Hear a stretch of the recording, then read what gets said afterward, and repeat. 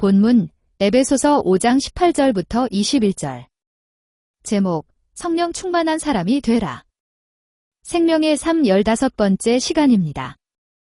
우리는 지난주에 삼위일체 중 성령 하나님에 대한 설교를 들었습니다. 어떻게 성령님을 내 마음에 모실 수 있다고 했죠? 먼저 회개하고 세례받으면 성령을 선물로 받게 됨을 말씀드렸습니다. 그런데 성령님이 왜 우리 안에 거주하기를 원하신다고 말씀드렸나요? 그것은 성령님이 우리와 관계하고 성령님이 우리와 함께하기를 원하시기 때문이라고 말씀드렸습니다.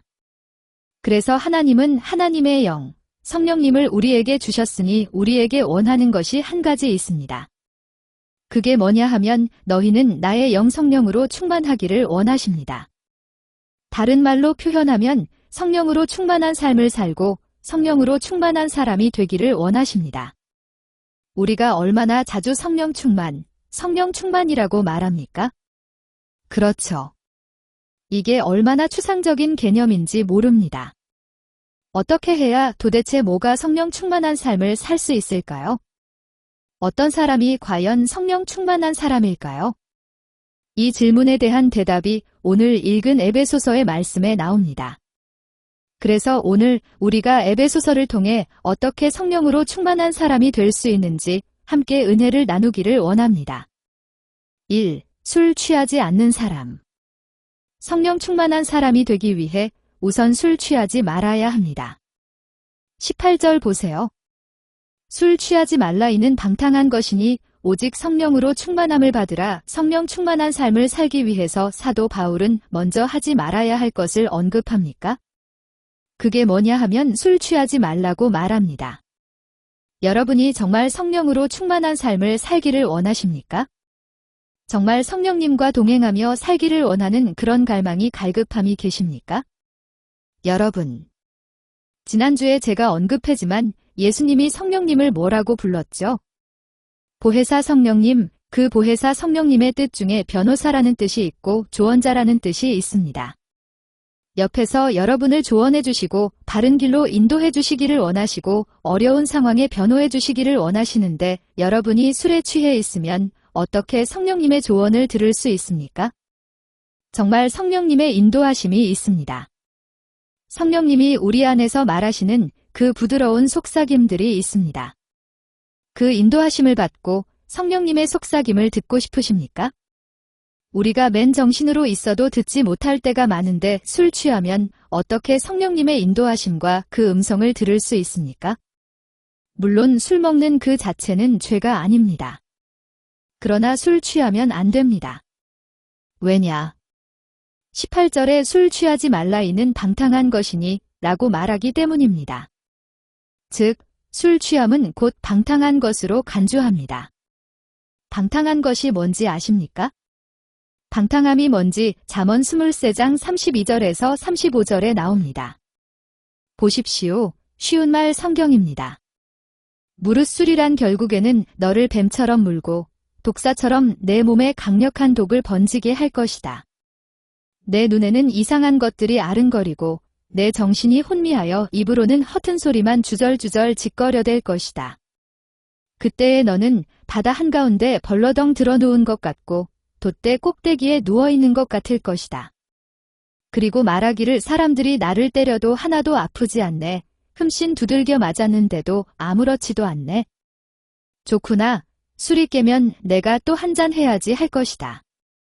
여러분, 제가 지금 술 취함과 관련된 방탕에 대해서 아주 의미를 축소해서 이야기한 것입니다. 더 심한 것들이 있습니다. 여러분이 잠언에 소개한 것처럼 술 취해서 무분별한 행동, 무감각적인 행동해도 됩니다. 그런데 여러분이 술 취하면 정말 손해보는 것이 있습니다.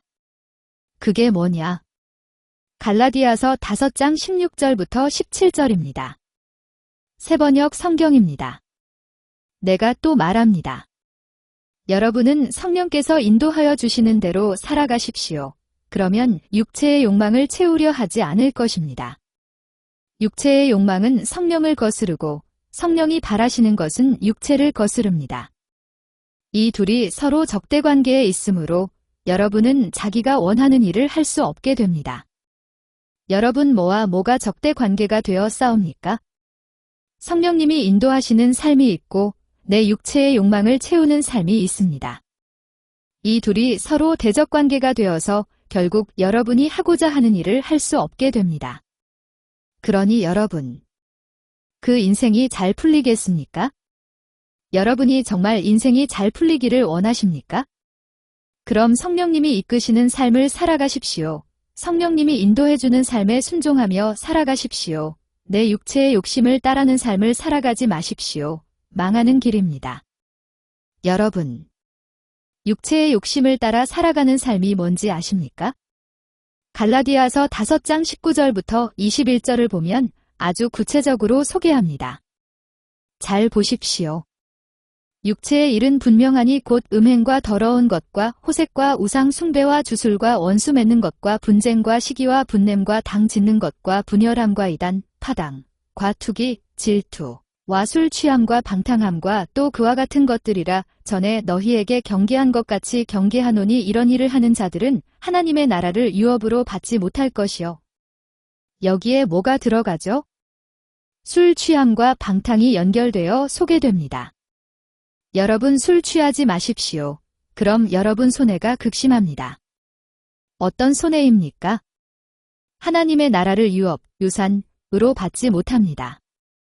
이 말은 하나님의 축복이 임하지 않습니다. 하나님의 축복이 임하지 않는데 여러분이 하고자 하는 일이 잘 되겠습니까? 육체의 욕심과 성령님의 이끄심이 서로 충돌되어 서로 싸우니 여러분의 보이지 않는 영적인 세계에서 서로 싸우는 것입니다. 될 것도 안 됩니다. 그래서 가능하다면 아니 단호하게 여러분들의 말합니다. 술 취하지 마십시오. 좀 전에 잠언 23장 보았지 않습니까? 제가 이번에 설교 준비하면서 깜짝 놀란 말씀이 있습니다. 잠언 23장 31절입니다. 쉬운 말 성경인데 함께 읽겠습니다.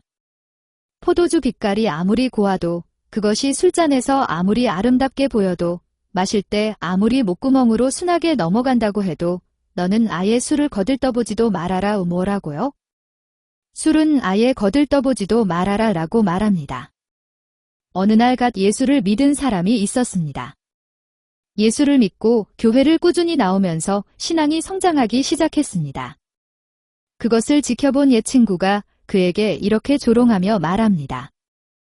너 교회 다닌다며 예수 믿는다면서 그래. 그럼 얼마나 잘 다녔는지 내가 질문해 볼게. 예수는 몇 년 살았는가? 예수는 어디서 태어났고 가족이 어떻게 되는가? 예수는 언제 죽었는가? 예수를 갓 믿은 사람은 대답을 잘 못했습니다. 그러자 그 친구가 아니 예수를 믿었는데 아는 게 없잖아. 그때 갓 예수를 믿은 사람이 이렇게 대답합니다.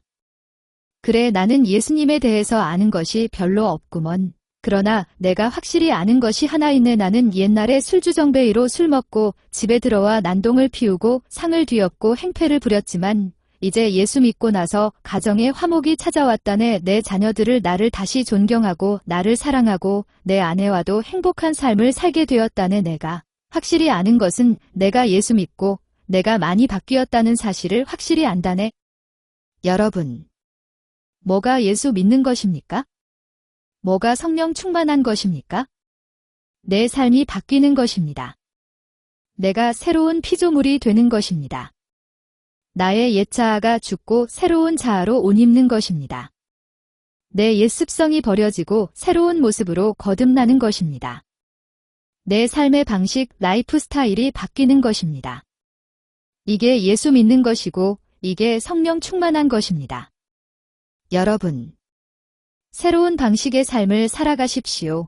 하나님 나라의 유업을 받아야 하지 않겠습니까? 하나님이 주시는 축복된 인생이 되십시오. 술 취하지 마십시오. 술만을 이야기하는 것이 아닙니다. 여러분의 못된 옛날의 습성, 옛날 모습 그것 가지고 그대로 살아가지 마십시오. 예수를 믿고 성령님의 통치하심을 받아 성령님으로 충만케 되고 성령님의 인도하심을 받아 정말 복된 인생들이 다 되시기를 축원드립니다. 2. 찬양하고 감사하는 사람. 두 번째, 성령 충만한 사람이 되기 위해서는 어떤 사람인가? 찬양하고 감사하는 사람이 되어야 합니다. 술 취한 것과 완전히 다른 모습이 소개됩니다. 이제부터 진짜 성령에 충만한 사람이 어떻게 될 수 있는지 명확하게 소개합니다. 19절에서 20절 보세요. 함께 읽습니다. 시와 찬송과 신령한 노래들로 서로 화답하며 너희의 마음으로 주께 노래하며 찬송하며 범사에 우리 주 예수 그리스도의 이름으로 항상 아버지 하나님께 감사하며. 여러분, 성령 충만한 사람의 특징이 뭐냐? 찬양하고 감사하는 사람입니다. 그의 입술에서 찬양과 감사가 흘러나옵니다. 감사하니 하나님을 찬양하게 되는 것입니다. 다른 말로 하나님을 예배하게 됩니다. 여러분, 일주일 동안 여러분의 입에서 뭐가 흘러나왔습니까? 일주일 동안 여러분의 입술에서 찬양과 감사가 흘러나왔나요? 아니면 불평과 원망이 흘러나왔나요? 성령이 충만한지 아닌지 그 바로미터가 감사와 찬양입니다. 특히 찬양이라는 것은 꼭 음율이 있는 것만이 찬양이 아닙니다. 곡조가 없어도 하나님을 높이는 말, 그것도 찬양입니다. 감사의 말을 하는 것도 찬양입니다. 여러분이 일주일 동안 살면서 하나님을 높이는 말을 하셨나요? 감사의 말 하셨나요? 하나님이 지으신 세계를 보니 얼마나 아름다운지 모르겠습니다. 이렇게 아름다운 세상을 창조하신 주님 감사합니다. 이게 감사 찬양이고 이게 예배입니다. 제가 한번 이야기한 것 같은데 브리즈번의 하늘의 구름을 보십시오. 저는 구름을 볼 때마다 얼마나 그 구름이 아름다운지 모릅니다. 그러면서 제가 차를 몰면서 어떻게 하나님이 이런 하늘과 구름을 창조하셨는지 참 대단합니다. 그렇게 고백합니다. 그게 찬양입니다. 그게 하나님을 높이는 것입니다. 이게 감사의 제사 드리는 것입니다. 여러분, 사도 바울이 에베소서를 쓰면서 찬양합니다. 감사의 표현도 많이 등장합니다. 그러니까 글로 하나님을 찬양하고 감사를 표현하는 것입니다. 가령 에베소서 한 장으로 가보시면 1절, 2절에서 편지 형식에 맞게 헬로우 하는 것처럼 인사하고 나서 3절부터 뭐 합니까? 3절 봅니다. 찬송하리로다 하나님 곧 우리 주 예수 그리스도의 아버지께서 그리스도 안에서 하늘에 속한 모든 신령한 복을 우리에게 주시되 글로 하나님께서 모든 하늘에 속한 복을 우리에게 주어서 감사합니다 라고 하면서 이것을 글로 하나님을 찬양하는 것입니다. 이것도 찬양이고 이것도 예배입니다. 말로 안 되면 글로 하나님을 높이십시오. 여러분 일주일 동안 살면서 하나님을 찬양하십니까? 감사 표현하셨습니까? 어떻게 여러분의 입술로 하나님을 높이셨습니까? 여러분의 가정에서, 일터에서 어떤 말들을 하셨습니까? 하루에 짧은 시간을 내어서라도 하나님을 찬양하고 감사 표현하십시오. 노래로, 아니면 시를 지을 수 있는 분이 계시면 시로, 그래서 저에게 주시면 제가 칼럼에 올리겠습니다. 또 우리 청년들은 랩으로 찬양하십시오. 우리 자녀들을 미술로, 그림으로, 노래로 얼마든지 하나님을 높이며 예배하며 찬양을 올려드릴 수 있습니다. 카톡을 통해서도 얼마든지 여러분이 하나님을 찬양하는 말들을 하고 그것을 전달할 수 있습니다. 이런 것을 우리 하나님이 너무나 좋아하십니다. 제가 캔버라에 있을 때 이경태 간사님이 계셨습니다. 지금은 목사님이 되셨는데 아시는 분도 있으실 텐데요. 그때 그분의 상황이 너무 안 좋았습니다. 영주권을 신청했는데 잘 안 되었습니다. 그때 그분이 뭘 했는가? 제가 있던 곳이 예수전도단인데 예수전도단 건물 바로 앞에 아주 넓은 풀밭이 있었습니다. 근데 그분이 기타 하나 들고 그 풀밭 중앙에 서서 찬양을 하던 장면을 저는 잊을 수가 없습니다. 얼마나 멋져 보였는지 모릅니다. 저는 그분이 그렇게 했기에 결국 영주권을 받고 목사가 되었고 지금 호주교회를 맡아서 잘 섬기고 있습니다. 이게 찬양과 예배의 힘입니다. 저는 찬양하면 늘 생각나는 사건이 하나 있습니다. 유명한 사건이죠? 사도행전 16장에 가시면 바울과 실라가 감옥에 갇힙니다. 한참 두들겨 맞고 발에 족쇄로 채워진 채 감옥에 갇힙니다. 그때 이 두 사람이 뭐 하죠? 사도행전 16장 25절에서 26절입니다. 쉬운 말 성경입니다. 한밤중이었다. 바울과 실라는 주께 기도하면서 찬송을 불렀고 다른 죄수들은 그 찬송 소리를 듣고 있었다. 그런데 바로 그 순간 갑자기 큰 지진이 일어나듯 감옥이 밑바닥부터 심하게 흔들리더니 감옥 문이 모두 열렸다. 그리고 죄수들을 묶어두었던 쇠사슬이 스르르 다 풀렸다. 바울과 실라가 뭐 했습니까? 기도하고 찬양했습니다. 예배했다는 말입니다. 그랬던 일이 벌어집니까? 큰 지진이 일어나고 감옥의 모든 문들이 열려지게 된 것입니다. 모든 죄수들을 묶어두었던 쇠사슬까지 벗겨지는 역사가 일어난 것입니다. 여러분, 이게 기도와 찬양의 힘입니다. 이게 예배의 힘입니다. 여러분, 아무리 여러분의 상황이 어려워도 감옥과 같은 곳에 처해 있어도 예배하십시오. 찬양하십시오. 기도하십시오. 그럴 때 감옥의 문이 열리는 역사가 있게 될 것입니다. 바울과 실리는 감옥에 갇혔을 때 어찌 원망불평하고 싶은 마음이 없었겠습니까? 원망불평 대신 이들이 찬양했을 때 놀라운 역사를 경험하는 것입니다. 뭐가 성령 충만입니까? 힘든 상황임에도 불구하고 찬양하고 기도하고 예배하게 되는 것, 그게 성령 충만입니다. 여러분의 삶 가운데 찬양함을 통해 성령의 충만한 역사를 경험하시는 우리 모두가 되시기를 축원드립니다. 3. 순종하는 사람. 그 다음 성령 충만한 사람이 어떻게 되는가? 순종할 줄 알아야 합니다. 21절 보세요. 그리스도를 경외함으로 피차 복종하라. 성령 충만한 사람은 감사하고 찬양만 하는 사람이 아니라 행동하는 사람입니다. 즉, 순종할 줄 아는 사람입니다. 예배는 드리고 감사는 드리는데 순종할 줄 모르면 그 사람은 성령이 충만한 사람이 아닙니다. 천사의 말을 하고 산을 옮길 만한 믿음이 있어도 이웃을 사랑할 줄 모르면 그 사람의 믿음, 그것 아무것도 아니라고 말씀하지 않습니까? 똑같습니다. 예배는 드리고 감사를 드리는데 하나님 뜻에 순종할 줄 모릅니다. 그럼 그 사람은 성령이 충만한 사람이 아닙니다. 더 구체적으로 말해볼까요? 예배를 드리고 하나님을 믿는데 교통신호는 무시하고 달립니다. 하나님을 찬양하는데 그 입술에서는 욕이 남발합니다. 저 한국에 그런 목사님도 계십니다. 그게 어떻게 성령 충만한 삶입니까? 내 삶에서 하나님을 예배하고 감사의 표현을 하는데 막상 순종하지 않으면 그 사람은 성령이 충만한 사람이 아닙니다. 그래서 21절 다시 보세요.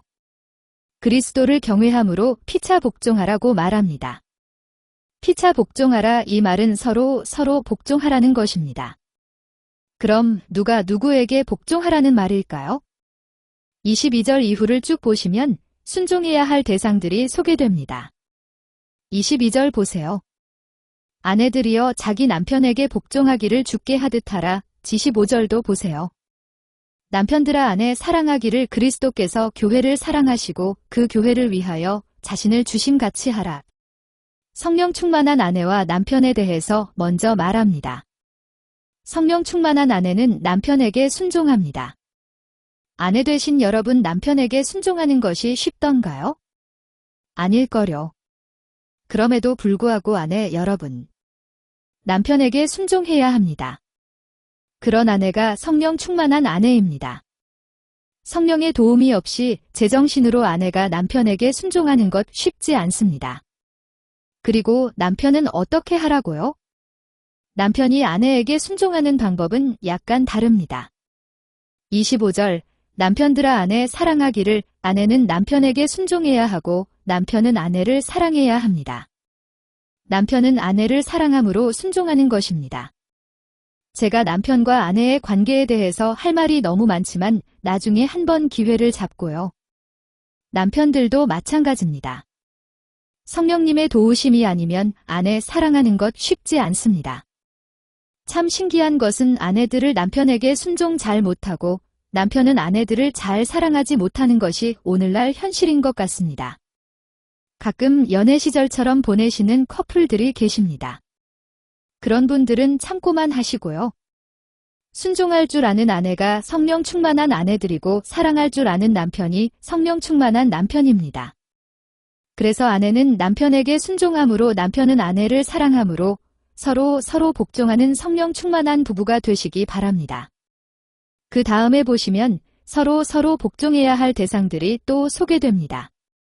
앱 6장 1절을 보면 자녀들아 주 안에서 너희 부모에게 순종하라 이것이 옳으니라 자녀들입니다.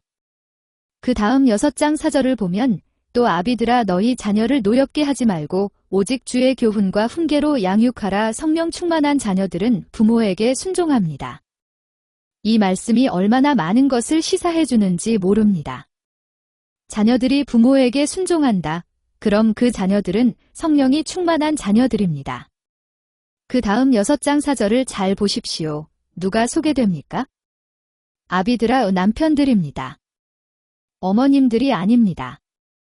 성경에서 자녀 교육의 주체는 아버님들입니다. 그 아비들이 자녀들에게 어떻게 순종할까요? 좀 다릅니다. 6장 4절, 자녀를 노엽게 하지 말라고 말합니다. 우리 부모님들이 잘 들으셔야 합니다. 노엽게 하지 말라는 말은 자녀를 함부로 대하지 말라는 것입니다. 내 자녀라고 내 마음대로 대하시면 안 됩니다. 그럼 뭐가 일어난다고요? 자녀들에게 화가 생깁니다. 오늘날 화가 난 자녀들이 얼마나 많습니까? 특히 우리 아버님들의 분노는 정말 조심해야 합니다. 부모에게 순종하는 성령 충만한 자녀들 되십시오. 그리고 자녀들에게 화를 돋게 하지 않는 부모님들 특히 아버님들이 다 되시기를 바랍니다. 그래서 서로 복종하는 성령 충만한 건강하고 행복한 가정 식구들이 다 되시기를 바랍니다. 말씀 마무리합니다. 성령 충만 어떻게 하는 것이 성령 충만일까요? 첫째, 술 취하지 마십시오. 술 취하는 것은 방탕한 것이라고 합니다. 둘째, 여러분 삶 속에서 불평과 원망이 아닌 찬양과 감사를 많이 표현하십시오. 예배하십시오. 셋째, 서로 순종하십시오. 특히 가정에서부터 성령 충만할 줄 아셔야 합니다. 아내는 남편에게, 남편의 아내에게, 자녀는 부모에게, 부모는 자녀에게. 그래서 브리즈번 아름다운 우리 교회 모든 성도님들이 성령의 인도하심을 받고 성령의 이끌림을 받는 성령 충만한 사람들이 되시기를 주님의 이름으로 축원드립니다.